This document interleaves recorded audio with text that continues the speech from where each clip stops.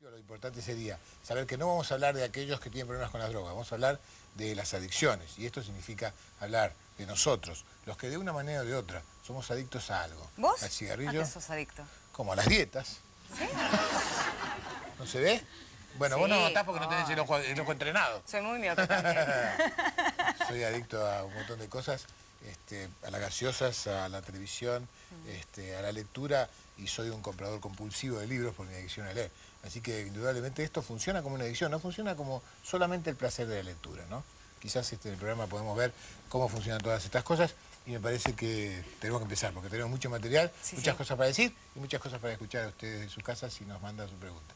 Por supuesto que las vías para recibir todas sus consultas son los teléfonos 4779-6697 y 98, el buscador @promofilm.com, la dirección de correo electrónico, y el buscador.tv, el sitio web. Comenzamos con un testimonio, en este caso tiene que ver con las adicciones. Es Adrián, un adicto que en este momento está haciendo un tratamiento de recuperación, y así nos cuenta su caso. Estuve consumiendo 6 años. Bueno, después me empecé a juntar con los muchachos que yo veía en la esquina, que para mí eran vivos. Bueno, ahí empecé a consumir, a bailar, llevábamos droga. Empecé a robar primero en la casa de mis padres, como a todos, no sé, reloj que veía, anillo. Me acuerdo que llegué a sacarle mercadería, por ahí veía paquetes de azúcar y iba al almacenero y se lo vendía a mitad de precio. Mis padres, por ejemplo, tenían mucha sobreprotección sobre mí. Me hubiera gustado que cuando yo no consumía, que trabajaba, estudiaba, que me hubieran tenido confianza. El miedo de ellos era que yo consumía droga, entonces no me dejaban ni a bailar. Yo tenía cumpleaños en el barrio, no me dejaban ir, o asaltos así, viste, cumpleaños, o ir a jugar al fútbol, no me dejaban. El día que nació mi hija, yo estaba en una esquina drogándome, vinieron, me avisaron que había nacido mi hija y a mí no me interesó. La verdad, no me interesó, yo preferí quedarme, yo tenía droga y estaba contento, tranquilo. La verdad que te agradezco mucho que hayas dado este testimonio para nosotros y quiero que sepas que nos ayuda, ¿no? ¿Cómo estás ahora? ¿Cómo estás hoy día? Bueno, hoy en día estoy hace 2 años en tratamiento, hoy me siento bien. Yo cuando recién me interné, mi hija me venía a ver los domingos, donde yo estoy en el reparo, y me acuerdo que me decía, quiero ver las plantas, quiero ver los patos, léeme un cuento, y ahí me ponía loco, en el sentido que como nunca estuve con ella no sabía qué hacer. Y yo le decía a mi madre que se la lleve, estaba 10 minutos y le decían que se la lleve. Bueno, acá en la comunidad, trabajando en las asambleas, fui aprendiendo, ¿no? Me ponían la consigna de que cuando ella venga, yo tenía que tener ya preparado qué hacer con ella. Y bueno, fui aprendiendo, no es de un día para otro, creo que todavía tengo que seguir aprendiendo, ¿no? A ser padre. Estoy contento porque, bueno, cambió totalmente la relación. Ajá. ¿Te acusás de algo respecto de tu hija? ¿Te acusás de haber hecho algo que hoy no volverías a hacer? Sí, de todo. De cuando ella nació, todo lo que hice. Yo, por ejemplo, no vi... Bueno, tengo grabado cuando cumple un año, pero no estuve con ella. Estuve, entre comillas, drogado. Y no es decir que no le di el amor que le tenía que haber dado. Eso me doy cuenta ahora, ¿no? Muy bien. Gracias, de verdad, gracias. Me parece que quizás haya que empezar, para empezar por algún lugar, preguntándonos qué es la adicción. Y por eso fuimos a ver a una colega a quien yo valoro, a quien me parece una especialista del tema, y a la cual la pusimos en una odiosa situación, que es tener que responder a nuestras cámaras cuando venía de una feroz gripe. Hizo un esfuerzo terrible para hablar y para poder coordinar su voz. Mirta, yo no sabes cuánto te agradezco que te hayas esforzado por nosotros. La licenciada Mirta Donato, le preguntamos qué es una adicción y esto es lo que nos dijo. Veámoslo juntos.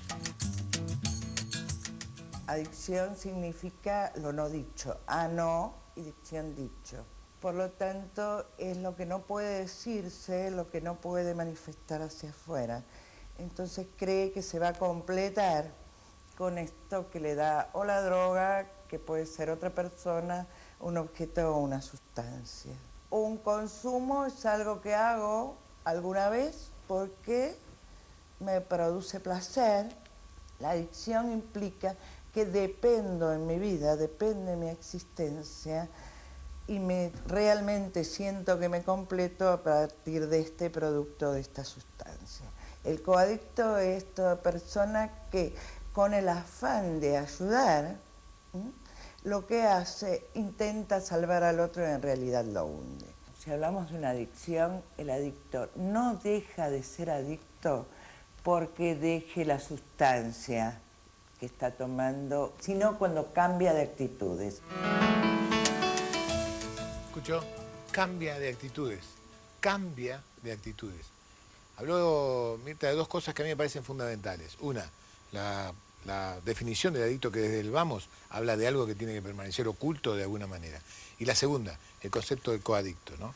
El concepto de aquel que por querer ayudar a veces empuja a la historia, que por querer cuidar a veces de alguna manera arruina lo que quiere arreglar, ¿no? Para que usted empiece a pensar en esto, ¿no? ¿Qué le pasa a alguien que fuma? ¿Qué le pasa a alguien que se vuelve adicto al trabajo? ¿Qué le pasa a alguien que se vuelve adicto a la sexualidad desmedida o al dinero o a cualquier otra cosa? ¿Qué le pasa a esa persona? Le pido que si usted puede, tome nota. La primera cosa que le pasa, no confía en sí mismo. Porque si confía en sí mismo de verdad, no tendría necesidad de ir a buscar en otro lado. La segunda, tampoco cree que puede encontrar afuera esto que busca. Quiero decir, tampoco confía en este afuera. La tercera, indudablemente, hay una base estructural de soledad.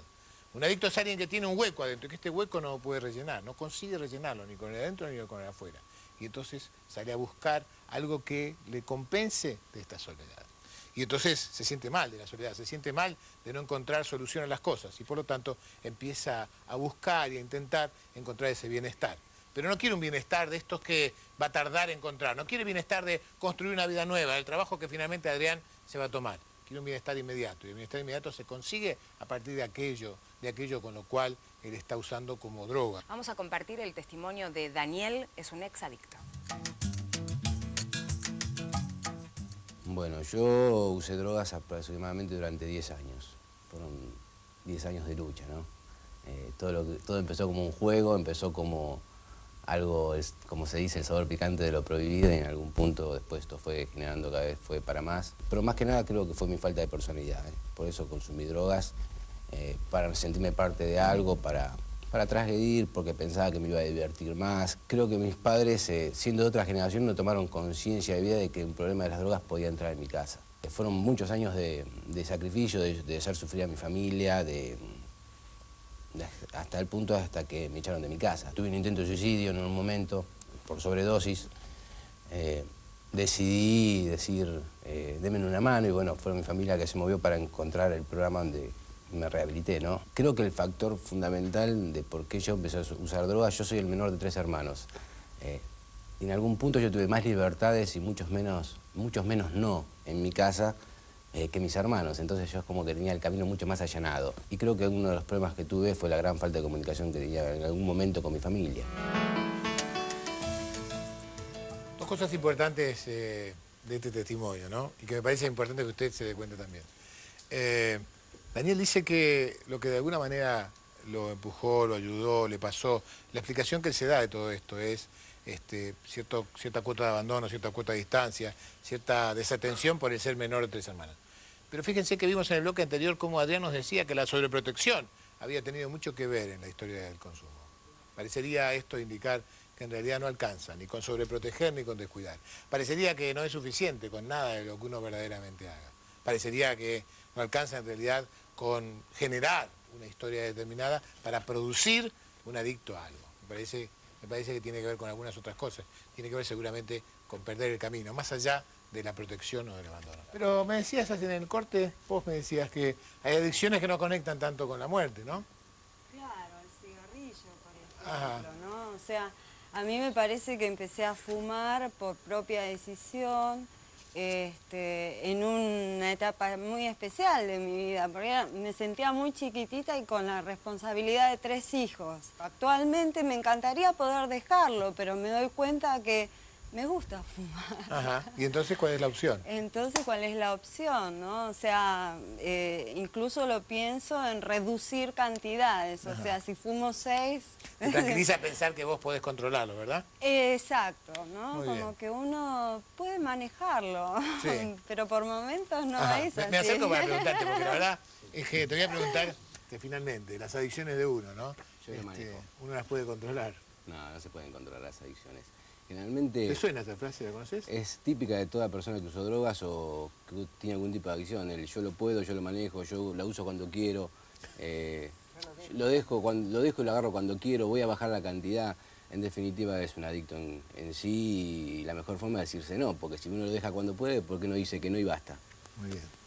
Creo que este es el punto, ¿no? Y yo creo que es muy importante darnos cuenta de esto, que esta es una excusa que nos damos. En todo caso, quizás haya que empezar a aprender que las adicciones no son saludables. Algunas se pagan con la vida, otras no. De hecho, de las que cuestan la vida, yo le voy a pedir disculpas por decirle esto a usted, señor, a usted, señora, de las que cuestan la vida, una de ellas es el cigarrillo.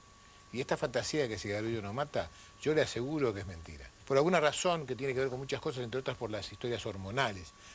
Las mujeres no tienen infartos antes de la menopausia. Antes de la menopausia es una cosa muy excepcional. Cada vez que existe una mujer que tiene un infarto, se busca una patología cardíaca previa, porque sin enfermedad cardíaca, antes de la menopausia, no hay infarto, no hay incidencia, no hay registro, no están en la estadística de los infartos. Cuando hay un caso, es excepcional y es para publicarlo.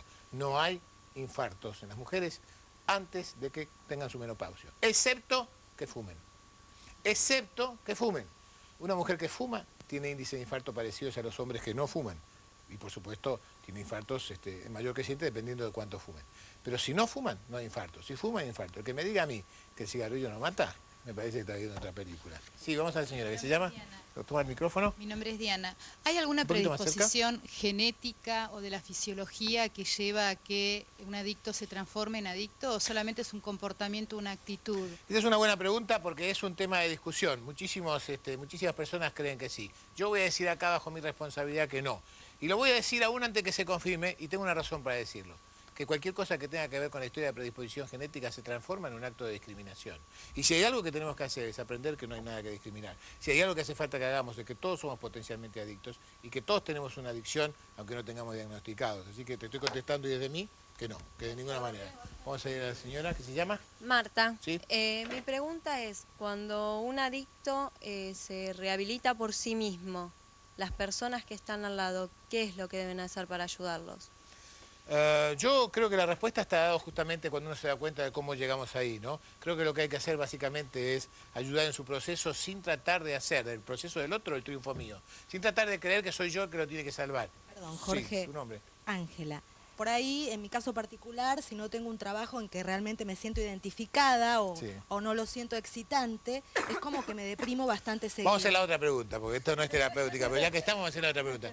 Y cuando vos que te gusta tanto tu trabajo, estás hablando de vos, ¿no es cierto? Cuando vos que te gusta tanto tu trabajo no vas a trabajar, ¿cómo te sentís? Si lo hago muy de vez en cuando, no me siento mal. Bueno, más allá de la mentira, ella es una adicta al trabajo. Quiero decir, más allá de esta historia, las adicciones se detectan por allí. Las adicciones no se detectan cuando en realidad me siento bien haciendo algo, sino cuando me siento mal cuando no lo hago. Este es el punto. Allí empieza la historia de empezar a darme cuenta que algo está pasando, cuando en realidad no puedo estar bien, no puedo estar completo, si me falta esto, de lo cual soy adicto. ¿Se entiende? Quiero escuchar su opinión, y usted sabe por qué se lo pregunto. Antonio. ¿Por qué le pregunto, Antonio? Yo quiero decir que es una lucha muy larga. Yo estoy con mi hijo hace 15 años casi, para que salga de las drogas. Hoy, digamos, entre comillas, se está recuperando. Pero hablo de recuperarse, porque no creo que salga más de la droga. El que llega a ese lugar es un camino ancho, hermoso, para entrar, digamos, va a encontrar todo lindo, le va a cambiar la vida, pero cuando quiere salir va a tener un camino muy angosto. Entonces yo le pregunto porque esto se puede generar confusión, ¿no? Sí. Si esto es así, si todo lindo es hermoso y el camino es ancho, ¿por qué habría que salir? Porque va a llegar un momento de que eso que es lindo se transforma en un infierno. ¿Sabe por qué, Antonio? Sí. Porque nunca fue lindo. Porque esta historia de lo lindo es una pantalla, es cartón pintado, es mentira, esto es el engaño. Esta es la fantasía que cualquier adicción hace, te muestra una cosa para esconderte la otra. Pero me interesa esto de la recuperación, ¿no? Yo digo, no es que no se salga de las adicciones, en todo caso lo que se hace es entrar en otro camino, que es el camino de la recuperación. Y este camino es un camino de toda la vida. Uno puede elegir entre el camino de toda la vida, que significa esta historia de conectarse de verdad con la sensación de que estoy rellenando un agujero, o darme cuenta que la droga de verdad nunca rellena, nunca sutura este agujero y que voy a tener que encontrar a llenar este agujero de mí. Mirta Domato, yo te pido que otra vez nos contestes esta pregunta, ¿no? ¿Cómo se hace para saber si nuestro hijo está equivocado, si nuestro hijo se fascinó con algún dibujito y se engañó creyendo que iba a encontrar algo que rellenara su hueco? A ver. Una causa en general tiene que ver con la adaptación de este chico a la familia o a la sociedad. Tiene que ver con personas, esto no es hereditario, pero sí se heredan las actitudes.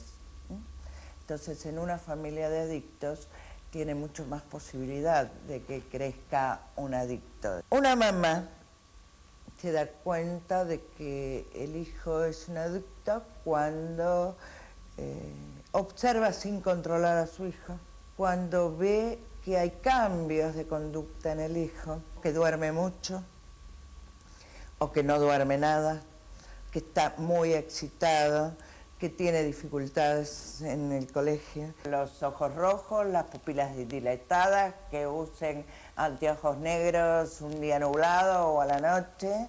Si quieres ayudarte, te podemos ayudar. Depende de vos que te des cuenta que solo no podés. Lo que Mirta Domato bien dice, son algunas cosas que pasan en la mayoría de los adictos, pero no alcanza estas características para diagnosticar. ¿Por qué?